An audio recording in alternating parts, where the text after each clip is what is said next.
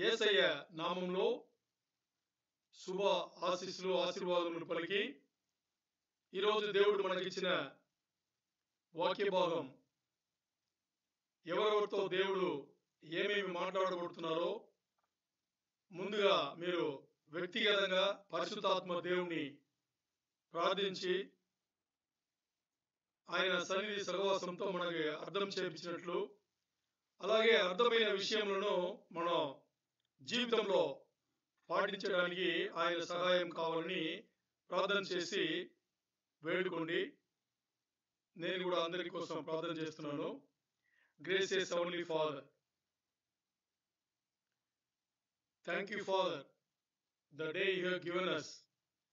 Thank you Father for the time you have given us, for coming closer to you, to pray to you, sing songs, worshiping you.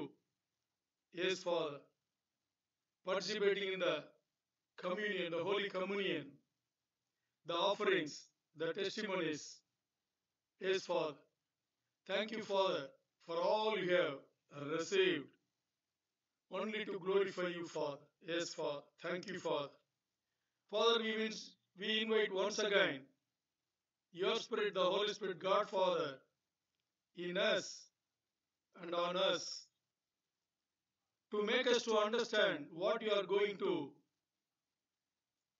teach today or preach today from the scriptures. Thank you Father, thank you Father. Giving all the glory, honor and praises to your name alone, in Jesus mighty name. ఆమేన్. దేవుడు ఈరోజు మనకి ఇచ్చిన వాక్య భాగం మనం వెళ్ళే మార్గం, మనం వెళ్ళే దశ, the direction which we are going is right or wrong. So ఈరోజు దేవుడు మనకి ఇచ్చిన ఈ వర్తమాన భాగం వచ్చేసి మనము దేవుడు చూపిన సరైన దారిలో వెళ్తున్నామా, లేదు మన ఇష్టానికి మనం ఏదో ఒక దారి కనిపించుకుని తప్పుడు దారిలో వెళ్తున్నామా అనేది దేవుడు మనకి ఇచ్చిన వాక్య భాగం. అందరూ ఆలోచన చేస్తే ఎవరు జీవితంలో ఏ స్థాయిలో ఉన్నారో వాళ్ళు ముందే చెప్పినట్టుగా పరిశుద్ధాత్మ దేవుని సన్నిధి సహవాసంతో ప్రార్థన చేసి వేడుకోండి. ఎక్కడ ఉన్నాం, దేవుడు చూపించిన దారిలో మనం ప్రయాణం చేస్తున్నామా, లేదు మన సొంతంగా ఒక దారిని మనం కలుపుకుని మనం ప్రయాణం చేస్తున్నామా అనేది వాళ్ళు మనం తెలుసుకుందాం. ఇప్పుడు చాలా మంది జీవితంలో చూస్తే ఈ లోకంలో మనం మాట్లాడేది విశ్వాసులు, దేవుని బిడ్డల గురించే మనం మాట్లాడుతున్నాము, అన్యుల గురించి కాదు. ఇది దేవుని బిడ్డల గురించే మాట్లాడుతున్నాం. ఇప్పుడు చాలా మంది జీవితంలో మనం చూస్తుండగా దేవుని బిడ్డలే అయి ఉంటారు. మనమే అయి ఉండొచ్చు, మనకు తెలియదు, మనమే అయి ఉండొచ్చు. మరి వాళ్ళు తప్పుడు దారిలో వెళ్తుంటారు. తప్పుడు దారిలో వెళ్తూ ఏదైతే ఈ జీవితం ద్వారా దేవుడు మనకి ఏర్పరిచి ఉన్నారో ఆ మంచిదాన్ని పొందడానికి వెళ్ళాలని అనుకుని తప్పుడు దారిలో వెళ్తుంటారు. అర్థం చేసుకోండి, ఈరోజు వాక్య భాగం అంతా కొన్ని సిద్ధాంతములు కలిపినదిగా ఉంటుంది. అందుకని కొంచెం తేటగా అర్థం చేసుకోండి. మనలో విశ్వాస బిడ్డలు చాలా మంది, మనలో అంటే మన సంఘం మాత్రం కాదు, సార్వత్రిక సంఘం ఉండే దేవుని సంబంధులు, దేవుని బిడ్డలు ఎక్కువ మంది ఏం చేస్తున్నారు, ఒక దారి చూసుకుని అది తప్పుడు దారి, అది తప్పుడు దారిలో ఏం చేస్తున్నారంటే వాళ్ళ జీవితంలో దేవుడు ఏమి ఏర్పరిచి ఇచ్చారో దాన్ని పొందడానికి తప్పుడు దారిలో వెళ్తున్నారు. తప్పుడు దారిలో ఎలా వెళ్తున్నారంటే ఎంత దూరం వెళ్ళిపోయారంటే అంత దూరం వెళ్ళిపోయారు. అది ఈరోజు మన సంఘం ఉండే మీరై ఉండొచ్చు, నేనై ఉండొచ్చు. దేవుడు ఎవరితో తేటగా మాట్లాడుతున్నారో వాళ్ళు కొంచెం పరిశుద్ధాత్మ దేవుని దగ్గర వచ్చి ప్రార్థన చేసి మరి దేవుని వైపు దేవుడు చూపించిన సరైన దారిలో, దేవుని దగ్గర దారిలో రావడానికి మనం ప్రయత్నం చేయాలి. తప్పుడు దారి అని తెలిసిన తర్వాత అది ఇంకా ఆ తప్పుడు దారిని ఎక్కువ చేసి వెళ్ళకుండా ఏం చేయాలి, నిజంగా సరైన దారి ఏంటో అది తెలుసుకోవాలి. మరి ఈ తప్పుడు దారిలో వెళ్ళేటప్పుడు అంతమంది దేవుని బిడ్డలు అంతమంది కూడా వీళ్ళు తప్పుడు దారిలో వెళ్తున్నారని కూడా తెలియట్లా, అలా వెళ్ళిపోతున్నారు అనమాట. సో ఇది చాలా ఘోరమైన విషయం. ఒక దారిలో వెళ్తున్నారు, అది దేవుడు చూపిన సరైన దారా తప్పుడు దారా తెలియట్లేదు. తప్పుడు దారిలో వెళ్తూ తప్పుడు దారిలో వెళ్తున్నామా లేదా అని కూడా తెలియట్లేదు, తెలియకుండా వెళ్తున్నారు. సో ఇక్కడ మనం సామెతల గ్రంథం తీసుకుందాం. ప్రొవర్బ్స్ 14:12. సామెతలు 14:12. సామెతలు 14:12 తీసుకుని దాంట్లో ఒక వచనం దేవుడు ఇచ్చింది. సామెతలు 14:12 ఏం చెప్తుంది చూడండి, చదువుతారా? ఒకని ఎదుట సరి అయినదిగా కనబడు మార్గము కలదు, అయితే తుదకు అది మరణమునకు త్రోసివేయును. త్రోవ తీయును. ఒకని ఎదుట సరి అయినదిగా కనబడు మార్గము కలదు, అయితే అంటే ఒకని ఎదుట దేవుని బిడ్డ ఎదుట సరి అయిన దేవుని బిడ్డ ఎదుట సరి అయినదిగా కనబడు మార్గము కలదు. అంటే చూస్తే ఎస్ ఇదే కరెక్ట్, ఇదే దేవుని దారి, ఇదే సరైన దారి అని చెప్పేసి కనిపిస్తుందంట.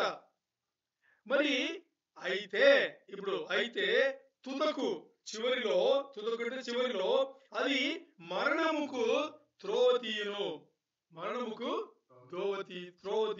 అని చెప్పేసి ఇక్కడ చెప్పబడింది.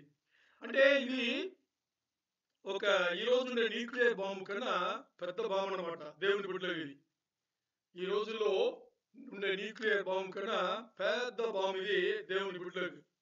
అలా చూడండి, వచనం ఏం చెప్తుంది, చూస్తే అది దేవుని దారి వల్లనే కనిపిస్తుందంట, అది మంచిగానే కనిపిస్తుందంట. అయితే ఏం చేస్తుందంట, అయితే తుదకు చివరిలో అది మరణముకు తీసుకెళ్తుంది, మరణముకు త్రోవ తీయబడును అని చెప్పింది. అంటే ఇక్కడ చూడండి, చాలా మంది మనం ఏం చేస్తున్నామంటే ఇంతకుముందు మాట్లాడినట్టుగా ఏం చేస్తున్నాము, అలాగా ఓ దారిలో మనం వెళ్ళిపోతున్నాము, అది దేవుడి దారి అనుకున్నాము. మరి అది దేవుని దారి కాదు, ఉదాహరణ చూస్తే మనకు అర్థమవుతుంది. ఇప్పుడు ఈ లోక జీవితంలో ఓ దేవుని బిడ్డ, బాగా అర్థం చేసుకోండి, ఈ లోక జీవితంలో దేవుని బిడ్డ ఫ్యామిలీతో ఓ కారులో హైవేలో వెళ్తున్నారు. బాగా అర్థం చేసుకోండి, కారు ఏ కారు అయితే ఈ లోకంలో విలువైన కారు ఏంటి? ఈరోజు విలువైన బండి ఏ బండి? మెర్సిడీస్ బెంజా, BMW, దానికన్నా పైన ఉందా?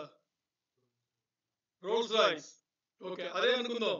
రోల్స్ రాయ్స్ చాలా ఖరీదైన కారు. ఖరీదు కన్నా ఇంకోటి పెద్ద విషయం, ఫుల్ సేఫ్. అది ఫుల్ సేఫ్. మీరు ఎలా వెళ్ళి ఎలా గుద్దినా, కార్లు ఎన్నిసార్లు దొలాడినా మనకి ఏం కాదు, బాగుంది కదా కారు. అలాంటి కార్ల పెద్ద హైవేలో ఫ్యామిలీతో వెళ్తున్నారు. ఇది దేవుడు దారి అని చెప్పేసి వెళ్తున్నారు. ఇప్పుడు దారిలో వెళ్తున్నప్పుడు నేరు దారి, ఒక జంక్షన్ వచ్చింది, నేరు రోడ్ వెళ్తుంది, లెఫ్ట్ రోడ్ వెళ్తుంది, రైట్ రోడ్ వెళ్తుంది, యూటర్న్ కూడా ఉంది. ఇప్పుడు ఇలా చాలా మన జీవితంలో చాలా దారులు కనిపిస్తుంటది కదా. మనం వెళ్తుంటాము, దేవుళ్ళు ఉన్నాము, దేవుని బిడ్డలు, దేవుని సముద్రాలు చెప్పేసి వెళ్తుంటాము. మరి మనకి ఎన్నో దారులు కనిపిస్తుంటది. మరి ఈ కనిపించే ఇన్ని ఛాన్సెస్ లో ఏది నిజమైన దేవుని దారి ఏది, ఎలా కనిపెడతాం? ఇక్కడ ఈ వచనం అదే చెప్తుంది, దేవుని దారి ఏది, మనం అనుకున్నది, ఇప్పుడు మనం వెళ్ళే దారి అది సరైన దారి కాదా అని దేవుని దారి అనేది ఎలా తెలుసుకోవాలి అని చూస్తే ఇక్కడ ఏమవుతుంది, మనకి ఈ లోకంలో ఒకవేళ దేవుని బిడ్డ లోకంలో కలిసిన దేవుని బిడ్డగా ఉంటే, నేను వెళ్ళే మార్గమే సరైన మార్గం, నేను దేవుని మార్గమే వెళ్తున్నాను అని అనుకుని ఆ బిడ్డ వెళ్తే, ఈ కనిపించే 4 దారుల్లో లెఫ్ట్, రైట్, స్ట్రైట్, తర్వాత యూటర్న్, దీంట్లో ఎన్నో ఈ 4 దారిలో ఏదో ఒక దారి దేవుని దారి అయి ఉండొచ్చు. మరి ఈ దారి తెలుసుకోకుండా పక్కన దారి వెళ్ళిపోతే తప్పుడు దారిని తెలుసు. మరి అది తప్పుడు దారిని తెలిసి కూడా ఏం చేస్తాం? వెళ్తూనే ఉంటాం. ఎందుకంటే అది ఇప్పుడు మనకి తప్పుడు దారిని తెలియట్లేదు. వెళ్ళను వెళ్ళను వెళ్ళను వెళ్ళను దేవుడి దారిని వెళ్తున్నాను వెళ్తున్నాను వెళ్తున్నాను వెళ్తున్నాను అని చెప్పేసి చివరి ఎక్కడ తీసుకెళ్తుందట? మరణముకు తీసుకెళ్తుంది, నాశనముకు తీసుకెళ్తుంది అని చెప్పేసి ఈ వచనం మనకి సామెతల గ్రంథంలో చెప్పింది. ఇప్పుడు మన దేవుడి నుంచి తొలగిపోయాము. దేవుని జీవితం నుంచి, దేవుని సంబంధుల నుంచి, దేవునికి బిడ్డగా ఉండేదాని నుంచి మనం తొలగిపోయాము అనేది మూడు, దీని ఏమనాలి? మూడు గుర్తులు అనాలా? కారణాలు. ఓకే, సైన్స్ అంటే సంకేతాలు ఉంటారు. తెలుగు తెలుసా? సంకేతాలు. సో మూడు సైన్స్ ఉన్నాయి, మూడు సంకేతాలు ఉన్నాయి. ఈ మూడు సంకేతాలు అంటే ఏంటంటే ఒకటి తర్వాత ఒకటి మనం చదివేటప్పుడు ఈ మూడుట్లే ఏదో ఒకటి రెండు మూడు మన దగ్గర ఉన్నా కానీ దేవుడి దగ్గర నుంచి మనం తొలగిపోయాము, ఎక్కడో దూరంగా వెళ్ళిపోయాము. చివరి ఎక్కడ తీసుకెళ్తుంది? మరణముగా తీసుకెళ్తుంది.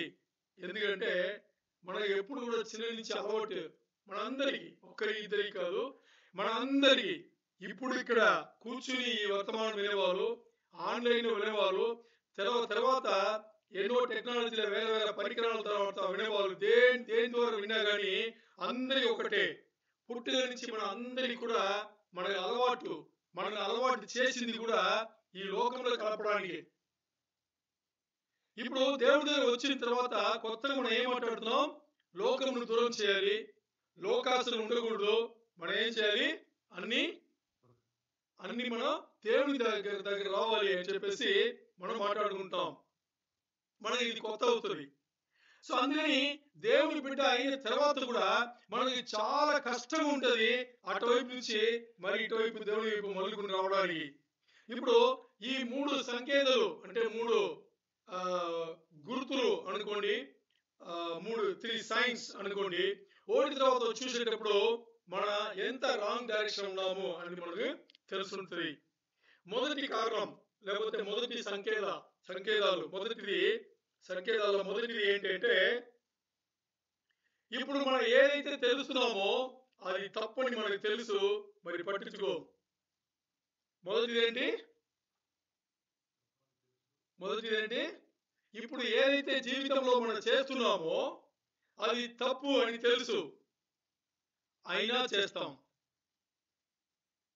వినడానికి చాలా ఆశ్చర్యంగా ఉంటది. లేదే, నేను తప్పుని తెలిస్తే వెంటనే నేను మారిపోతానే అని మనం అనుకుంటాము. మరి కొంచెం పరిశుద్ధాత్మ దేవుని ప్రార్థించి పిలుచుకుంటే ఆయన చెప్తాడు, ఇంతవరకు గడిచిన జీవితంలో ఎక్కడెక్కడ మనం తొలగిపోయామనేది ఆయన చెప్తాడు అనమాట. ఇక్కడ చూడండి, అదే ఇక్కడ ఈ వచనంలో చెప్పింది.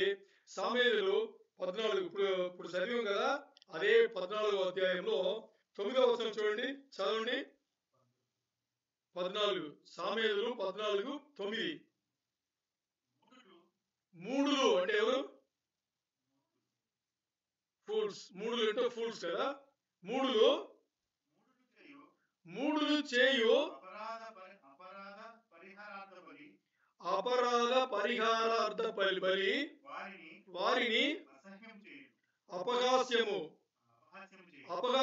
చేయును. యథార్థవంతులు ఒకరి యందు ఒకరు దయ చూపుదురు. తెలుగులో ఇలా ఉంది, మరి ఇంగ్లీష్ లో ఇలా లేదు. నేను ఇంగ్లీష్ నుంచి కొంచెం మీకు చెప్తాను. Proverbs 49 సామెతలు 14:9లో మూడులు అంటే మూర్ఖులు అంటే ఫూల్స్ ఏం చేస్తారంట? వాళ్ళు తప్పు చేస్తారు, తప్పని వాళ్ళకి తెలిసి దానిపై సంతోషిస్తారంట. అర్థమైందా? మూర్ఖులు ఏం చేస్తారు?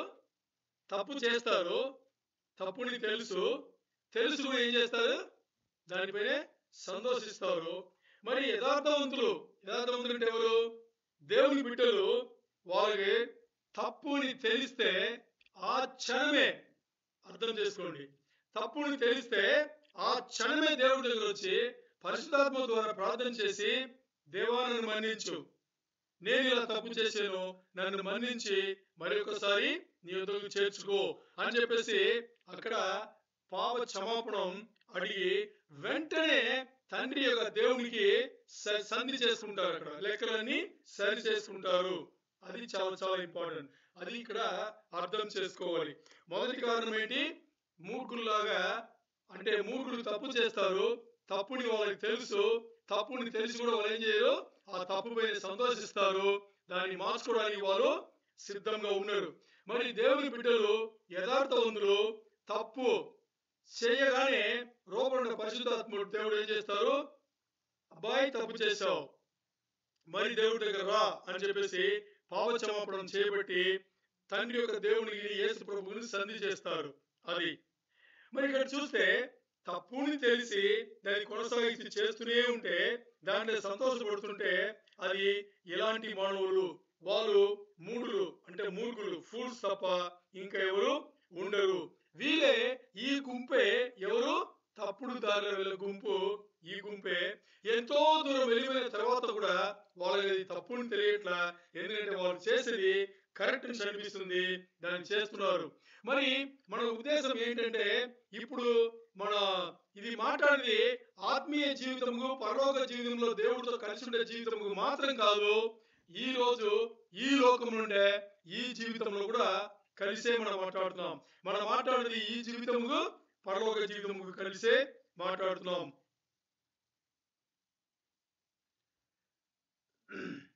ఇప్పుడు వ్యక్తి సరైన దారిలో వెళ్తున్నారు అనేటప్పుడు బాగా అర్థం చేసుకోండి. దేవుని బిడ్డ అతని రూపంలో ఉన్న పరిశుద్ధాత్మ దేవుడు గుర్తిస్తాడు. అబ్బాయి నువ్వు తప్పు చేస్తున్నావు, మరి రా. అప్పుడు ఆ భక్తులు ఏం చేస్తున్నారు, దేవుని బిడ్డ ఏం చేస్తారు, దేవుని దగ్గర సమాపణం అడిగి మరి ఆ లెక్కలు సరిచేసుకుంటారు. దేవుడి దగ్గర మాత్రం కాదు, ఇతరులతో కూడా, అంటే తోటి సహోదరులతో, మరి ఇరుగు పొరుగు వారితో, అందరితో కూడా ఏం చేస్తారు, దాన్ని సరి చేసుకుంటారు. అలాంటి వ్యక్తులు, అలాంటి దేవుని బిడ్డలు, వాళ్ళకి తుదకు అంటే చివరి రోజులు చాలా బాగుంటది. అది ఆత్మీయ చివరి రోజులు మాత్రం కాదు, ఈ లోకంలో జీవించే ఆ రోజులు కూడా చాలా బాగా ఉంటది. రెండో కారణం. మొదటి కారణం ఏంటి? ఇప్పుడు ఏదైతే మనం చేస్తున్నామో అది మనకి తప్పు అని తెలిసిన తర్వాత కూడా మనం ఏం చేస్తాం, దాన్ని పట్టించుకోము, చేస్తూనే ఉంటాం. రెండో కారణం వచ్చేసి, ఎప్పుడు కూడా మనం ఇతరుల పైనే తప్పు కనిపెడతాం, కానీ మన సొంత తప్పులు మనకు తెలియదు. మొదటి కారణం ఏంటి? ఇప్పుడు ఏదైతే చేస్తున్నామో అది తప్పుని తెలిసి కూడా దాన్ని చేస్తుంటామో, దాని నుంచి మనం మారం. తప్పుని తెలిసే చేస్తుంటాం, దాన్ని పట్టించుకోం. రెండో కారణం ఏంటి? రెండో కారణం వచ్చేసి, మనం ఇతరుల పైన తప్పులను చూస్తాం, కానీ మన సొంత తప్పులు ఎప్పుడు కూడా చూడం. నేను చిన్న కథ చెప్తాను, వినండి. బైబిల్ నోట్బుక్ పక్కన పెట్టేసి ఇక్కడ చూడండి, వినండి. ఒక పెద్ద ఆవిడ ఇద్దరు ఉంటారు. ఈ పెద్ద ఏం చేస్తాడంటే, ఒక డాక్టర్ దగ్గర వెళ్తాడు. ఆయన మాత్రం వెళ్తాడు. డాక్టర్ దగ్గర వెళ్ళి కన్సల్టేషన్లో కూర్చుని, డాక్టర్ గారు, నా భార్య ఈ వయసు ఇది, రాను చెవులు అస్సలు వినిపించట్లేదండి, మీరు ఏమైనా సహాయపడతారా అని చెప్పేసి అంటారనమాట. అంటే ఈ పెద్ద డాక్టర్ బాగా క్లోజ్. అప్పుడు ఆ డాక్టర్ చెప్తారు, మీరు అలా చెవులు వినలేదంటే మీరు ఈఎన్టీ డాక్టర్ ఉంటాడు కదా, స్పష్టత దగ్గర తీసుకెళ్ళండి, వాళ్ళు చూస్తారు కదా అంటే, అప్పుడు పెద్ద ఆయన చెప్తాడు, లేదు డాక్టర్ గారు, చెవులు వినిపించదని కూడా నాకు డౌట్ ఉంది, మరి రాను బాగా తగ్గింది, అందుకని మీరే ఏదో ఒకటి చేసి దాన్ని కనిపెట్టండి, నిజంగా చెవులు వినిపిస్తుందా లేదు వినిపించలేదని తెలుసుకుందాం ముందు, ఒకవేళ వినిపించలేదని తెలిసిన తర్వాత డాక్టర్ దగ్గర తీసుకెళ్దాం అని చెప్పేసి మాట్లాడితే అప్పుడు డాక్టర్ ఏం చెప్తాడంటే ఒక ఐడియా ఇస్తాడు అనమాట. డాక్టర్ ఏం చేస్తాడు, పెద్ద ఐడియా ఇస్తాడు. ఏం చేస్తాడంటే, మీ భార్య కొంచెం దూరం ఉండేటప్పుడు అటువైపు తిరిగి ఉంటారు కదా, అటువైపు తిరిగి ఉండేటప్పుడు నువ్వు 10 అడుగులు వెనక్కి, ఆవిడ అటువైపు తిరిగి ఉన్నారు, నువ్వు 10 అడుగులు వెనక్కున్నావు, వెనక్కుండి ఈరోజు ఏం భోజనం అడుగు, ఈరోజు నైట్ ఈరోజు నైట్ ఏ భోజనం అడుగు. ఒకవేళ వినిపించలేదనుకో, ఇంకో 4 అడుగులు ముందురా, 5 అడుగులు ముందురా, మరొకసారి అదే ప్రశ్న వెయ్యి. ఒకవేళ వినిపించలేదంటే కరెక్ట్గా వెనక్కి వెళ్ళిపో, అడుగు కూడా లేకుండా వెనక్కి వెళ్ళిపో. వెనక్కి వెళ్ళిపోయి అదే ప్రశ్న ఇప్పుడు వెయ్యి. ఇప్పుడు నీకు తెలిసిపోతుంది. మూడవసారి కూడా వినిపించలేదంటే మొత్తానికి 2 స్పీకర్లు అవుట్ అని నీకు తెలిసిపోతుంది అని చెప్తాడు. సరే అని చెప్పేసి పెద్ద ఆయన సమయం చూస్తూనే ఉంటాడు. ఒకరోజు సమయం వస్తుంది, ఆవిడ అటువైపు తిరిగి ఉంటుంది. ఈయన 10-12 అడుగులు వెనక చూసి వెనకుండి ఆవిడ వైపు చూసి, ఈ రోజు రాత్రి భోజనం ఏంటి అని గట్టిగా అరుస్తాడు. అస్సలు వినిపించట్లా. మరి 5 అడుగులు ముందు వస్తాడు. ముందు అంటే ఆవిడ అటువైపు ఉంది కదా, ఆవిడ వెనక భాగం. మరి గట్టిగా అరుస్తాడు, ఈ రోజు రాత్రి భోజనం ఏంటి అని చెప్పేసి. వినిపిస్తుంది. ఇప్పుడు మూడో ఆప్షన్ ఏంటి? దగ్గర వెళ్ళిపోవాలి. అడుగు కూడా లేకుండా దగ్గర వెళ్ళిపోయి అలాగే గట్టి అరుస్తాడు అనమాట. ఏమని? ఈ రోజు రాత్రి భోజనం ఏంటి అని అడుగుతాడు. అప్పుడు ఆవిడ తిరిగి చూసి, మూడోసారిగా చెప్తున్నా, ఈ రోజు చికెన్ కబాబ్ అంటది. అర్థం కాదు.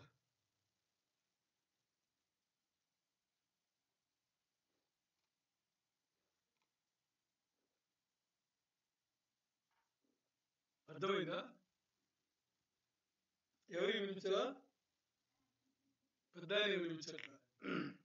అదే ఇక్కడ రెండవ కారణం ఏంటంటే, మన పైన అన్ని పెట్టుకుని, మన దగ్గర అన్ని ప్రాబ్లమ్స్, ఇబ్బందులు అన్ని పెట్టుకుని మనం ఏం చేస్తాం? ఇతరుల మధ్యలో వెతుకుతాం. ఏమని? నువ్వులాగున్నా, నువ్వులాగున్నా, నువ్వులాగున్నా, నువ్వులాగున్నా మాట్లాడతాం. కానీ మనలో ఏముందని మనం చూడము. నిజం ఏంటి అని చూసేటప్పుడు మనం అనుకుంటాము వాళ్ళ దగ్గర ఇబ్బంది, ప్రాబ్లం ఉందని. మరి నిజమైన ప్రాబ్లం ఎవరి దగ్గర ఉంది? మన దగ్గర ఉంది. మనం అనుకుంటాము వాళ్ళ ఆలోచన చేసే విధానం తప్పు అని చెప్పేసి, వాళ్ళ ఆటిట్యూడ్ రాంగ్ అని అనుకుంటాము. మరి నిజంగా ఆటిట్యూడ్ ప్రాబ్లం ఎక్కడ ఉంది? మన దగ్గర ఉంది. మనం అనుకుంటాము వీళ్ళతో బతకడం కష్టం, వీళ్ళతో పని చేయడం కష్టం, వీళ్ళతో స్నేహం చేయడం కష్టం, వీళ్ళతో సహవాసం చేయడం కష్టం అని మనం అనుకుంటాము. మరి నిజమేంటి? మనమే కష్టమవుతాం. పెద్ద వినిపించట్లేదు కదా, మరి ఆయన ఏమనుకున్నాడు? ఆవిడ వినిపించలేదు అనుకున్నాడు. అది ఇప్పుడు చూడండి, ఇక్కడ నిజం ఏంటి అని చూస్తే, మనం ఇతరుల పైన ఎప్పుడు కూడా తీర్పు తీర్చుతాం, కానీ మనని ఎప్పుడు కూడా పరీక్షలో పెట్టుకోము. మన ముందు ఎవరి పైన తీర్పు తీర్చాలి? మన పైన తీర్పు తీర్చుకోవాలి. మన పైన తీర్పు తీర్చుకుంటే ఆటోమేటిక్ ఏమవుతుంది? మనకు అర్థమవుతుంది మనం ఏ స్థాయిలో ఉన్నామో, ఇతరులను ఏ స్థాయిలో పెట్టుకోవాలని. ఇప్పుడు చూడండి, మత్తయి 7:2-5 మత్తయి 7వ అధ్యాయం 2-5 చదవండి.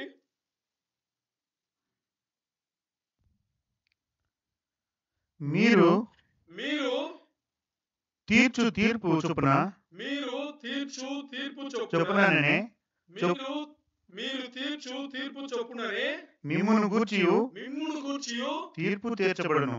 తీర్పు తీర్చబడెను. మీరు కొలుచు కొలత చొప్పుననే మీకును కొలవబడును. నీ కంటిలోనున్న దూలమునెంచక నీ సహోదరుని కంటిలోనున్న నలుసున చూచుట ఎలా? నీ కంటిలో దూలముండగా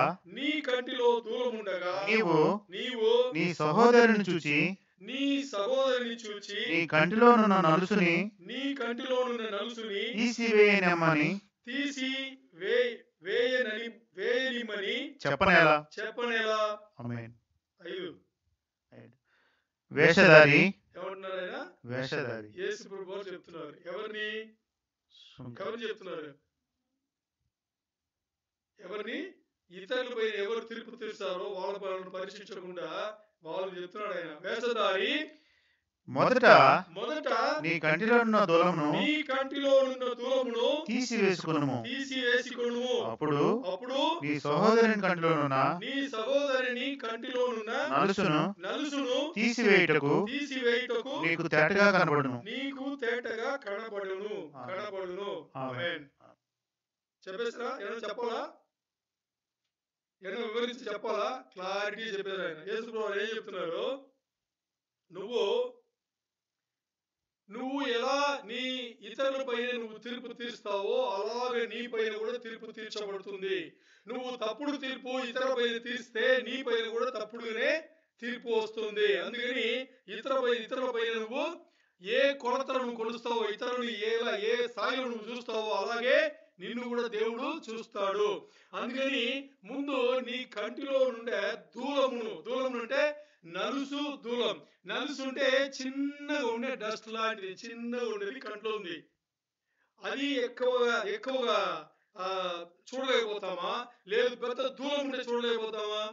పెద్ద దూలంను మన కంట్లో పెట్టుకుని చిన్న నలుసుండే మన సహోదరుని కంట్లో ఉండే నలుసుని తీసివేయాలని అనుకుంటే ఎలా కనిపిస్తుంది మీకు ముందు? మీ కంటుంటే దూలమును ముందు తీసేస్తే అప్పుడు మీ సహోదరుల కంటుంటే నలుసు మనకి కనిపిస్తుంది. అప్పుడు మనం తీసివేయచ్చు, వాళ్ళ గురించి మాట్లాడచ్చు, వాళ్ళ గురించి ఆలోచన చేయొచ్చు. వీళ్ళు పనికి వస్తారా రారా, మన ఆలోచన విధానం కరెక్టా లేదా, వీళ్ళతో మన బతుకొచ్చా లేదా, వీళ్ళతో పని చేయొచ్చా లేదా, వీళ్ళతో సహవాసం చేయొచ్చా లేదా, వీళ్ళతో కలిసి ఉండొచ్చా లేదా అనేది అప్పుడే కదా మనం చూడగలము. ఎప్పుడు మన కంటుంటే దూలమును తీసివేసిన తర్వాత ఆ నలుసును మన గురించి మనం మాట్లాడచ్చు. అంటే ఇక్కడ ఈ వచనంలో అన్ని ఏం మాట్లాడుతుందంటే, మీరు మీ గురించి బాధపడండి, మీరు మిమ్మల్ని పరీక్షించుకోండి, ఇంకోరి వైపు మీరు వెళ్ళొద్దు అని చెప్పేసి మాట్లాడుతుంది. ఇదే మనలో ఉండే ఇబ్బంది. ఈ రెండవ కారణంలో ఏంటుంది? మనం ఇతరుల దగ్గర ఉండే తప్పులన్నీ మనం చూస్తున్నాం కానీ మనలో ఉండే తప్పులు మనం చూడట్లేదు. ఇది చాలా చాలా ప్రమాదం. తప్పు మన దగ్గరే ఉండొచ్చు, ముందుగా మారాల్సింది ఎవరు? మనం. ఎందుకంటే మానవ స్వభావం బాగునండి నోట్స్ చేసుకోండి. మానవ స్వభావం ఏంటి అంటే, ఇతరుల పైన మన తీర్పు తీర్చేటప్పుడు వాళ్ళు ఏమి చేశారో దాన్ని బట్టి తీర్పు తీరుస్తాము. మనల్ని పరీక్షించుకునేటప్పుడు, మన పైన తీర్పు తీర్చుకునేటప్పుడు మనం ఏం అనుకున్నామో దానిపైన తీర్పు తీర్చుకుంటాం. అర్థమైందా? ఇంకోసారి చెప్తా. మనం ఇతరులపై తీర్పు తీర్చేటప్పుడు వాళ్ళు ఏమి చేశారో దాన్ని బట్టి, మనకి ఏమి కనిపించిందో వాళ్ళు ఏమి చేశారో దాన్ని బట్టి తీర్పు తీరుస్తాము. మరి మన దగ్గర మనం వచ్చేటప్పుడు మన తీర్పు తీసుకునేటప్పుడు మనం పరీక్ష చేసుకునేటప్పుడు మన చేసింది దానిపై తీర్పు తీర్చుకోము. మన లోపల ఏం అనుకుంటున్నామో దాన్ని పట్టుకుని మనపైనే తీర్పు తీరుస్తాం. అంటే వాళ్ళు ఇతరులు ఒకటి చేసి ఉంటారు, అది మనం చూసి ఉంటాము, దానిపైన తీర్పు తీరుస్తాం. మరి దానిపైన తీర్పు తీర్చి వాళ్ళు ఏమన్నా దాని గురించి మాట్లాడేటప్పుడు మనమే ఉంటాం తెలుసా, మనం చేసిన దాని గురించి మాట్లాడము, మన లోపల ఏం అనుకున్నామో దాని గురించి మాట్లాడతాం. ఏమని? నేను ఇలా చెప్పాను కానీ ఇలా అనుకుని చెప్పలేదు. అర్థమైందా ఇప్పుడు? మరి అలా అనుకోలేనిది ఇతరులకు ఎలా తెలుస్తుంది? మన నోటి నుంచి ఏం వచ్చిందో అదే తెలుసు. మనం ఏం అనుకున్నామని ఎలా తెలుసు అంటే, తీర్పు తీర్చేది ఎవరైనా కానీ ఒకేలాగా తీర్స్తే అది కరెక్ట్. ఇతరులను తీర్పు తీర్చే విధానం వేరు, మన తీర్పు తీర్చే విధానం వేరుగా ఉంది. అది తప్పుడు తీర్పు తీర్చే విధానం. ఇది రెండవది. మొదటి కారణం ఏంటి? మొదటి కారణం, మనం ఇప్పుడు ఏదైతే చేస్తున్నామో అది తప్పని తెలుసు, మరి పట్టించుకోం. రెండవ కారణం ఏంటి? మనం ఇతరుల తప్పులను వెతికి పెద్దగా మాట్లాడతాం కానీ మన తప్పులు మన కంటికి మనకి తెలియదు. మూడవది కారణం వచ్చేసి, లోకంలో ఎంతో మంది ఇంకా నిజమైన దేవుని ఎరగని ఎంతో మంది ఉన్నారు. వాళ్ళ గురించి మనకి అస్సలు పట్టింపు ఉండదు.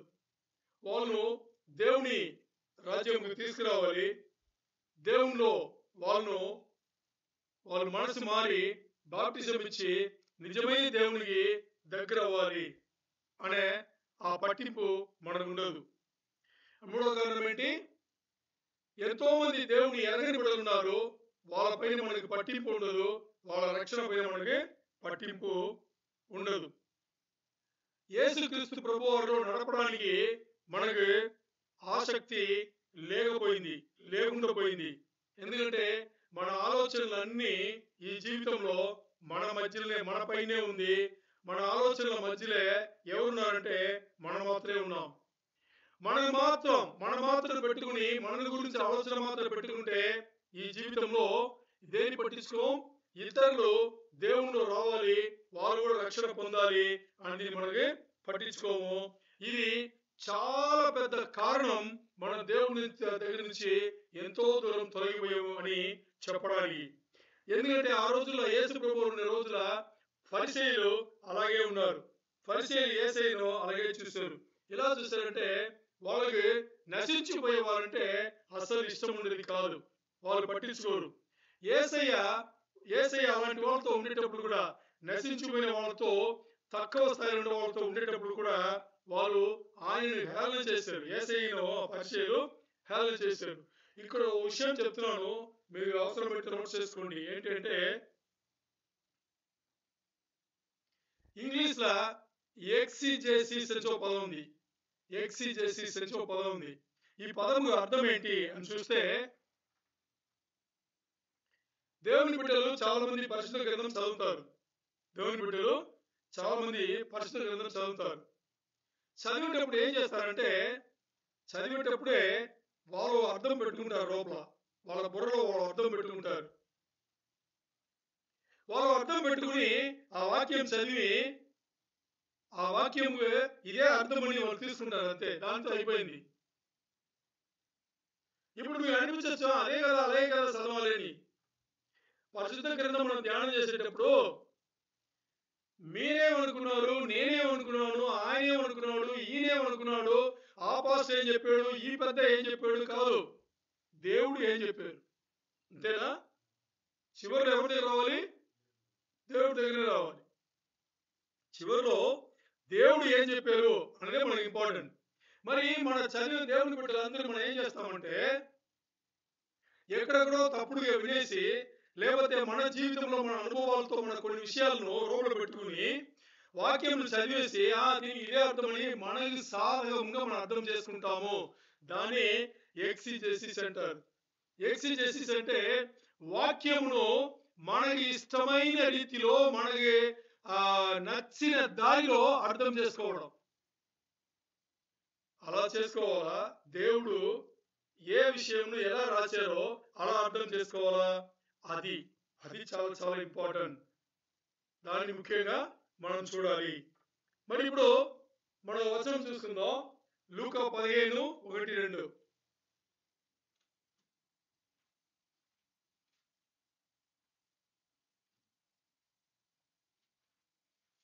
లూకా 15వ అధ్యాయం మొదటి 2 వచనంలో చదవండి. ఒకప్పుడు సమస్తమైన సుంకరులను పాపులను ఆయన బోధ వినుటకు ఆయన దగ్గరకు వచ్చుచుండగా పరిసయ్యులను శాస్త్రులను అది చూచి ఇతడు పాపులను చేర్చుకొని వారితో కూడా భోజనం చేయుచున్నాడని చాలా సనుగుకొనిరి. ఆమేన్. అర్థమైందా? యేసు ప్రభు వారు అక్కడ సుంకరులు తెలుసు కదా? సుంకరులు తెలుసా? ఎవరు? టాక్స్ కలెక్టర్స్ ఉన్నారు కదా.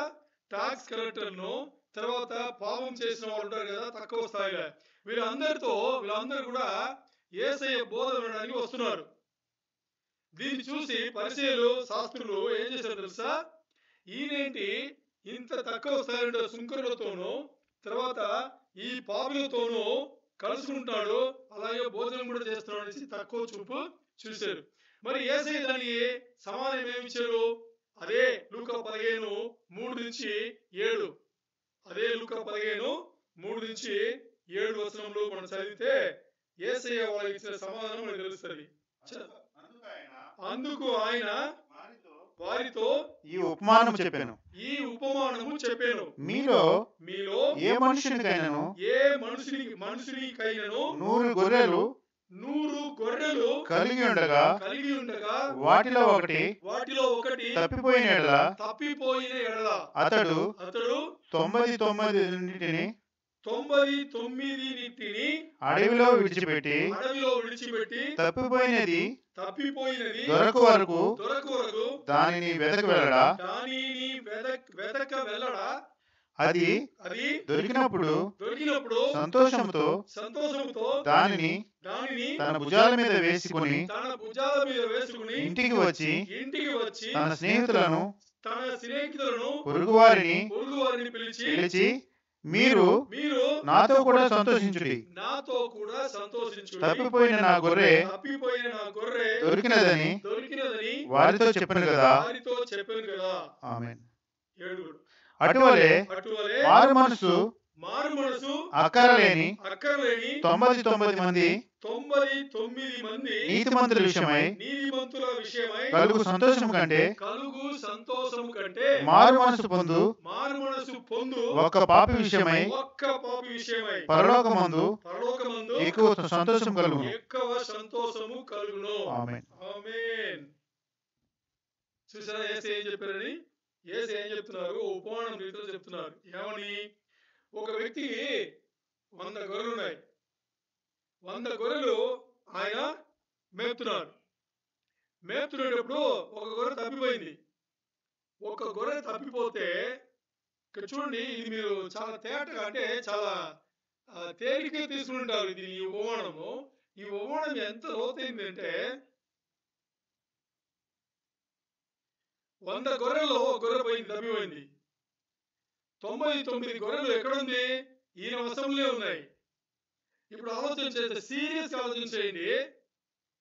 ఈయన ఆ ఒక్క గొర్రెను వెతికి వెళితే ఈ 99 గొర్రెలు ఏమైపోతుంది? ఒకవేళ ఇది పోతే ఎక్కువ నష్టం దేంట్లో? 99 గొర్రెలు ఒక గొర్రెనా?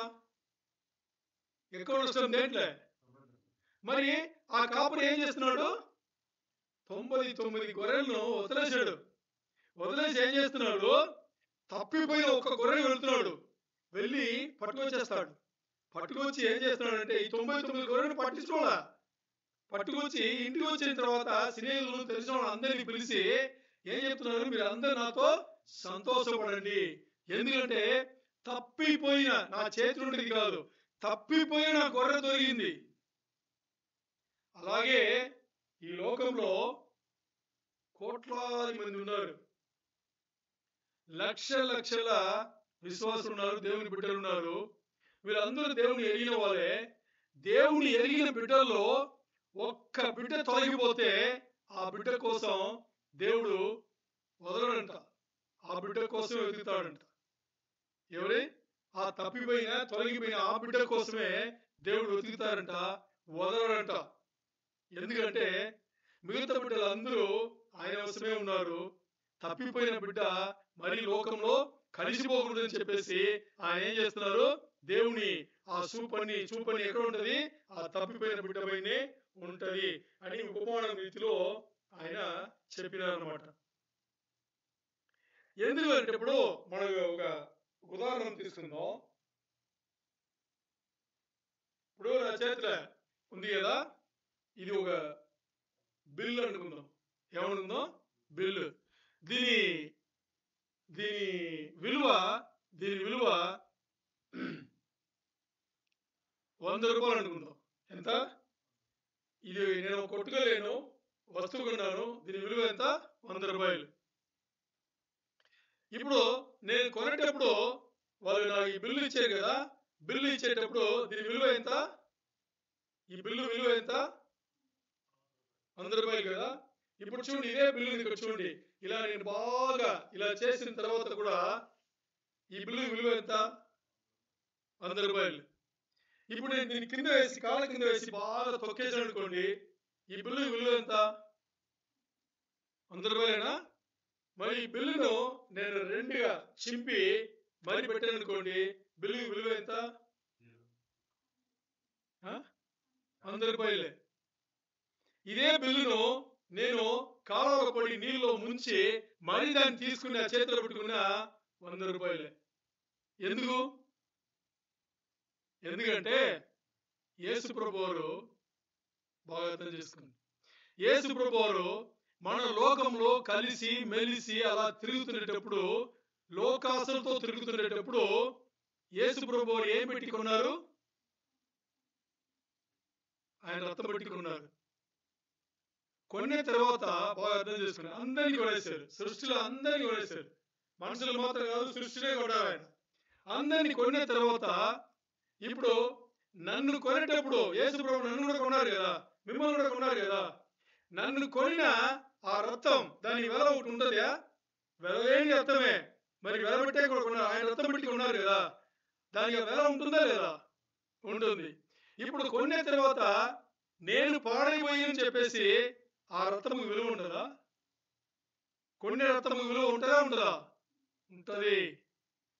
ఎప్పుడు మీరు మారు మనసు పొంది యేసయ్య నిజమైన దేవుడు ఒప్పుకున్న తర్వాత అప్పుడు ఆయన పెట్టి కొన్న రక్తముకు అదే విలువ. తప్పుడు దారిలో లోకంలో కలిసిపోయిన తర్వాత కూడా ఆయన మిమ్మల్ని కొన్న రక్తముకు అదే విలువ. తప్పుడు దారిలో లోకంలో కలిసిపోయి పాడైపోయి ఇంకా మనకి ఏమి జీవితమే లేదు అని ఈ లోకంలో మరణించే స్థాయి వచ్చినా గానీ, అవమానపడే స్థాయి వచ్చినా గానీ ఆయన మిమ్మల్ని పెట్టి కొన్న ఆ రక్తం, ఆ విలువ అదే విలువ. ఆ విలువ అక్కడ మారలేదు. ఇక్కడ మారిపోయింది ఎవరు? మనం. మారిపోయింది ఎవరు? మనం. ఎందుకంటే యేసు ప్రభువారు సృష్టి మొత్తం ఆయన కొన్నారు కాబట్టి ఆయన చూపు, దేవుని చూపు సృష్టి పైన ఎప్పుడు ఒకేలాగా ఉంటది. దేవుడు మనుషులకు ఇచ్చే విలువ ఎప్పుడు ఒకేలాగే ఉంటుంది.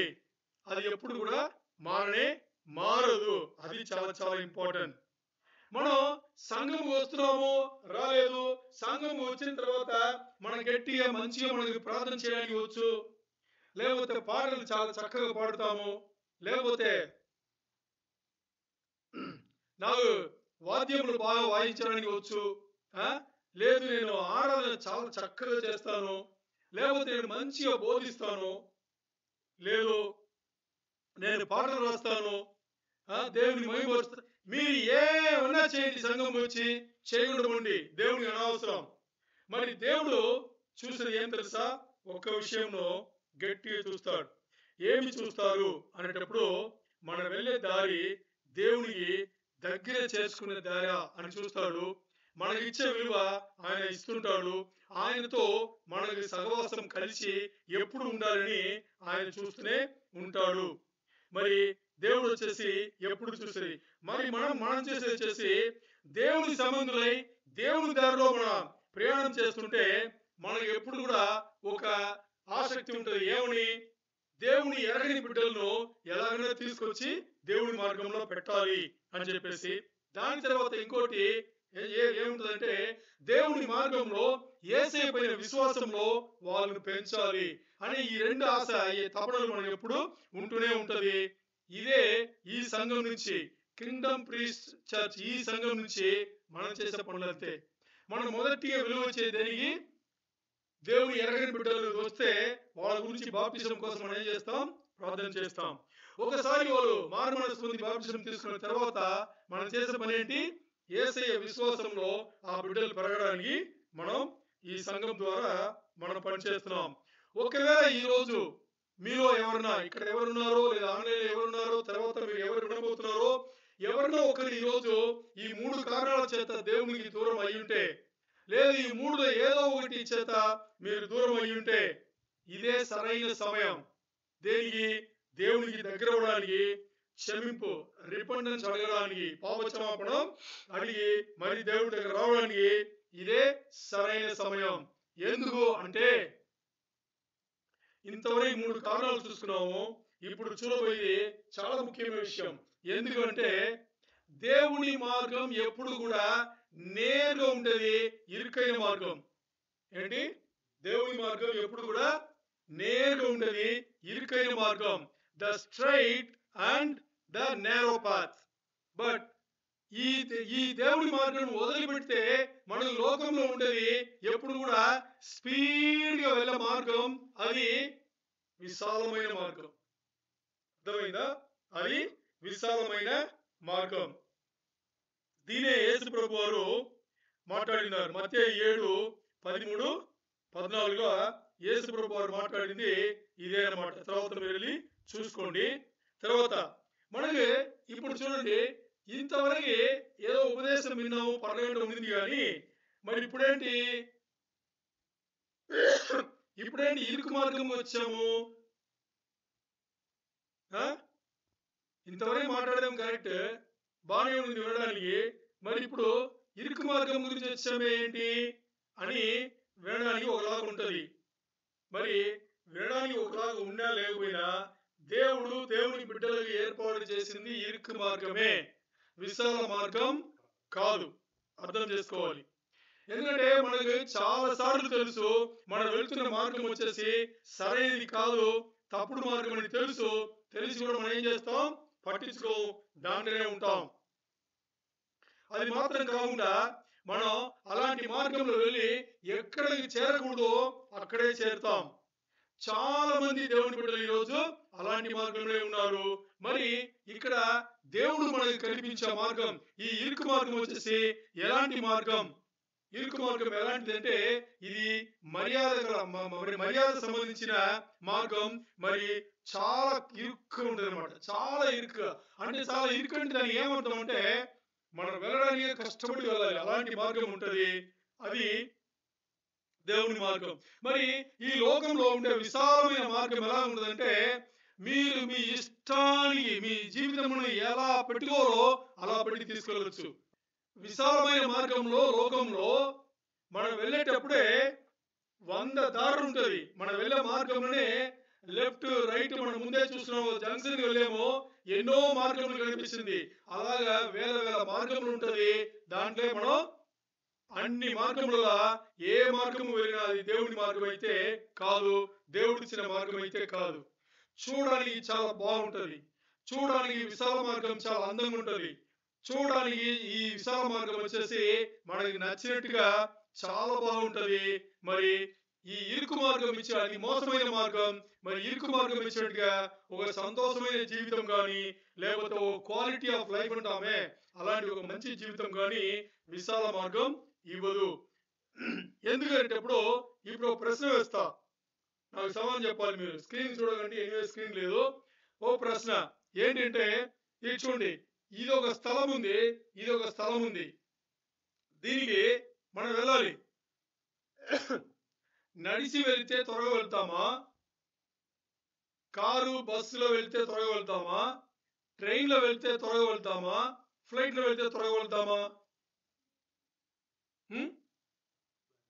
ఫ్లైట్లో వెళ్తే త్వరగా వెళ్తాం. ఎందుకని?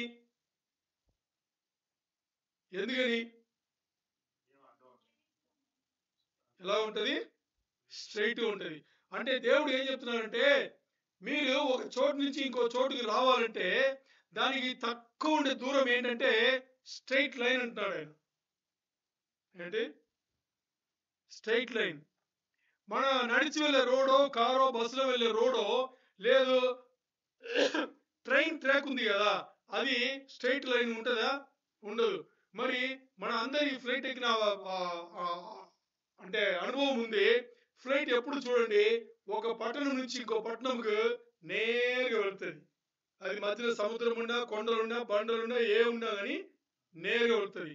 దేవుడు ఏం చెప్తున్నారంటే, మీరు ఈ రోజు ఎక్కడ ఉన్నారో అక్కడి నుంచి దేవునిలో మీరు రేపు ఏం అవ్వాలని అనుకున్నారో అక్కడ వెళ్ళడానికి స్ట్రైట్ లైన్.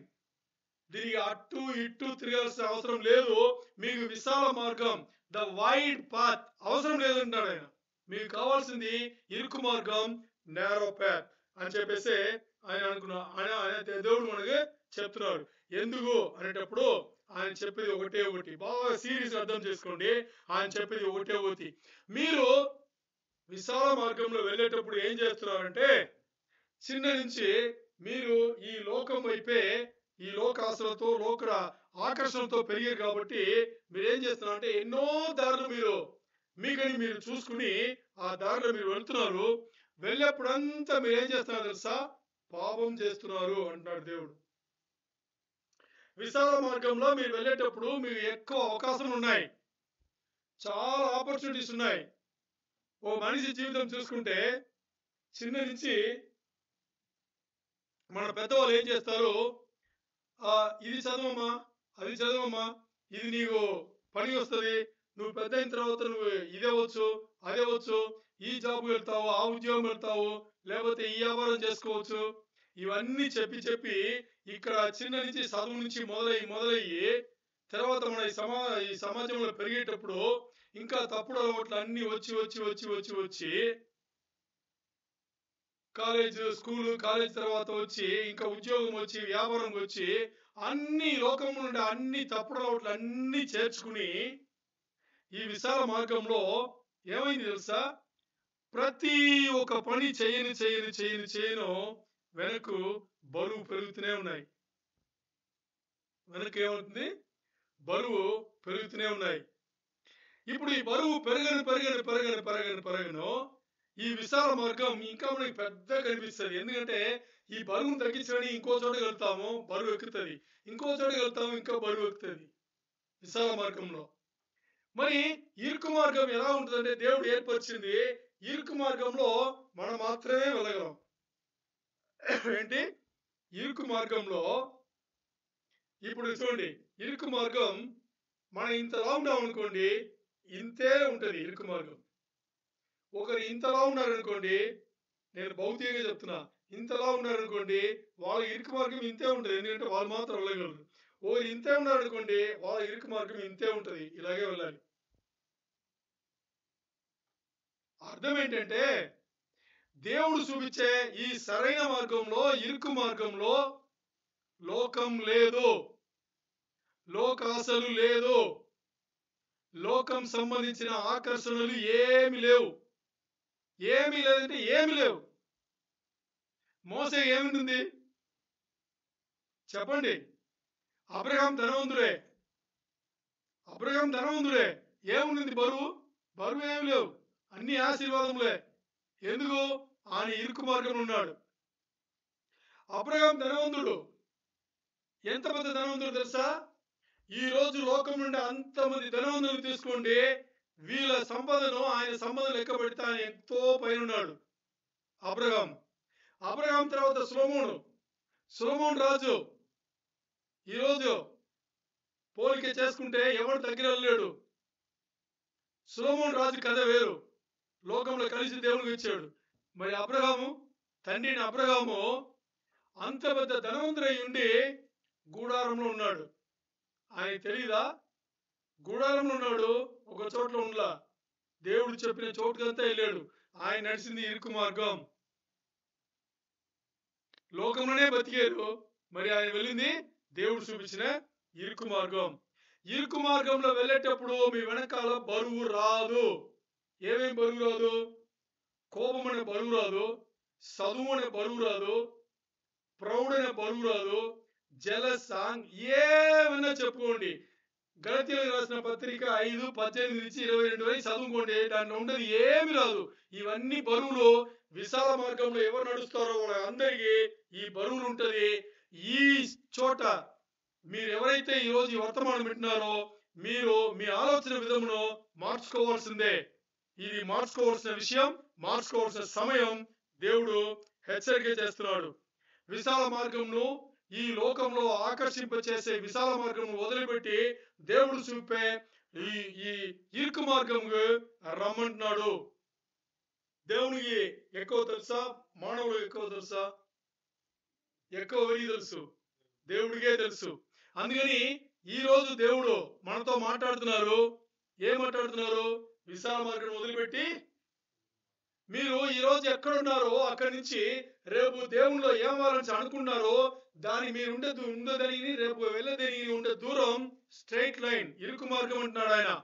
అందుకని మీరు ఈ రోజు తప్పుడు దారిలో, లోక దారిలో, విశాల మార్గంలో వెళ్తున్న వారుగా అయితే ఇప్పుడు ఈ క్షణమే మీరు ఏం చేయాలి?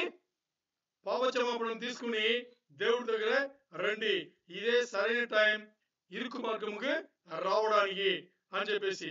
ఎందుకంటేప్పుడు దేవుడు బాగా అర్థం చేసుకోండి, ఒకసారి మనం దేవుని బిడ్డ అయిన తర్వాత ఒకసారి మనం తొలగిపోయిన తర్వాత దేవుడు రెండో అవకాశం మాత్రం ఇవ్వడు,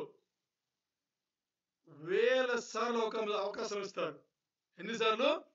వేల సార్లు అవకాశం ఇస్తారు. ఎలా? ఈ బిల్లు విలువ ఎంత? 100 రూపాయలు అన్నామా? ఇది ఎన్నిసార్లు కింద పడిపోయినా దీని విలువ 100 సార్లే. జీవితంలో మనం ఏమైపోయినా, ఎంత నాశమైపోయినా, దేవుని ఎంత తొలగిపోయినా మరి దేవుడు ఏం చేస్తున్నారు? మనం దగ్గర చేసుకోవడానికి చూస్తున్నారు. దేవుడు వేల సార్లు అవకాశం ఇవ్వడానికి సిద్ధంగా ఉంటే మనం ఏం చేస్తున్నాం? కోట్ల సార్లు అవకాశం అడుగుతున్నాం ఆయన ముందే వేల సార్లు ఇస్తున్నారు అవకాశం. మనం ఎన్నిసార్లు అడుగుతున్నాం? కోట్ల సార్లు అడుగుతున్నాం. అన్నిసార్లు అడిగినా కానీ దేవుడు ఏం చేస్తున్నారు? ఇచ్చే దేవుడుగానే ఉన్నారు ఆయన. అందుకని మీరు ఈరోజు ఎవరన్నా విశాలమైన మార్గంలో వెళ్ళిపోయి ఉంటే ఇదే టైం. విశాలమైన మార్గంలో వెళ్ళిపోయి మీరు ఎంత పాడైపోయినా, ఎవరన్నా ఈ లోకం మిమ్మల్ని తొక్కినా, ఈ లోకం మిమ్మల్ని తక్కువ చూపు చూసినా, ఈ లోకం మీకు ఇవ్వాల్సిన విలువ మీకు ఇవ్వలేదన్నా, లేదు మీరే మీ మనసులో మీరు కుంగిపోయి ఉన్నా, ఏదైనా కానీ దేవుడు మాత్రం అలా చూడలేదు. దేవుడు ఈ రోజు కూడా ఏం చెప్తున్నారంటే, ఆయన మిమ్మల్ని రక్షించేటప్పుడు మిమ్మల్ని ఎలా చూసి రక్షించాడో అలాగే ఈ రోజు కూడా మీరు ఎంత కింద స్థాయిలో ఉన్నా కానీ ఆయన ఏం చేస్తున్నారు? అలాగే చూసి ఈ రోజు కూడా దేవుని బిడ్డ, నా బిడ్డ, నేను నిన్ను చూస్తున్నాను, నువ్వు నా దగ్గర వస్తావా? అదే ఆయన అడుగుతున్నారు. ఈ రోజు ఈ వర్తమానం ఎవరియో వాళ్ళు ప్రార్థన చేసి మీరు దేవుని దగ్గర మలుగుని పాపక్షమాపణ అడిగి మరొకసారి దేవునితో కలుసుకుందాం. దేవునికే మహిమ కలుగును గాక. హల్లెలూయా.